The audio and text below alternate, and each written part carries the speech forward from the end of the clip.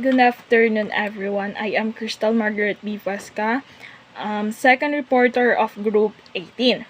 So, I'm going to continue the report of Jana. Attributes of rubrics. Yuba and Pred, 2000, opine.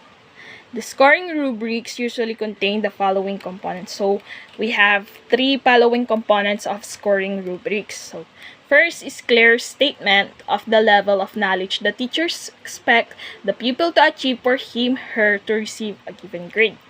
Of course, dapat kapag nagbibigay ka ng rubric is level of knowledge lang ng mga students mo. And then, of course, you're expecting to your students to achieve the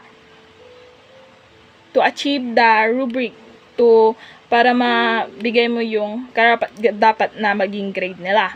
Second is the dimension of the quality of work the teacher expects the pupil to achieve. Of course, dito naman na is yung mga quality of work. Kailangan natin i-achieve yung mga quality work na nakalagay doon sa rubrics. Kasi nag-i-expect yung teacher natin to achieve that. Third one is commentaries describing the teacher expectation of knowledge and quality that distinguish each grade band.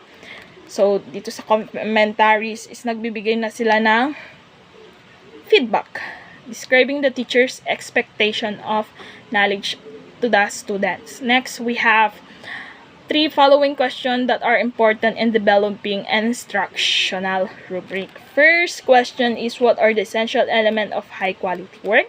Second, how many levels of achievement are to be described? Third, are the criteria for each level clearly described?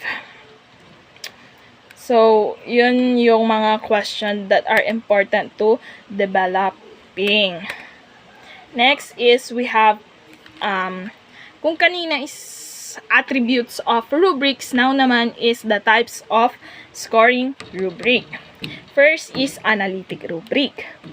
This kind of scoring rubric requires the teacher to identify major skills that are relevant and align with what is intended to be measured.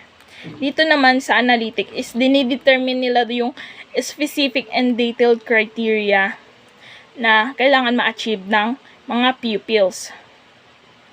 So, when the criteria define in detailed manner the teacher, so yung mga teachers hindi na mahihirapan na mag-assign ng score dun sa performance or product kasi meron na nga tayong rubric, which is the analytic rubric. Next is holistic rubric. This kind of rubric allows the teacher evaluate performance or product based on the perspective. So, dito naman, overall quality. So, we have different criterion, tas generally, and then assign and score. So, nagbibigay yung mga teacher ng mga gaps of what should be evaluate, kung paano nila i-evaluate yung mga student, and then ina-allow nila, and then also ina-allow nila yung mga teacher na magbigay agad sila ng rate doon sa performance